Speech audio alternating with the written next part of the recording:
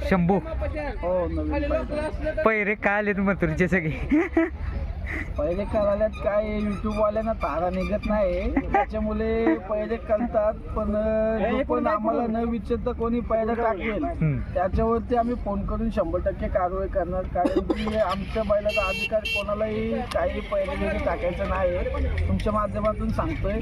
आणि प्रत्येकाने जरा समजून घ्या. मैदानाला आम्ही खूप लांबून येतो, तुम्ही पण लांबून येता आणि तुम्ही पण मथुरचे चाहते किंवा एक फॅन आहेत. पण आम्ही पण भरपूर लांबून आज घरनं 300-400 किलोमीटर मैदानाला येतो.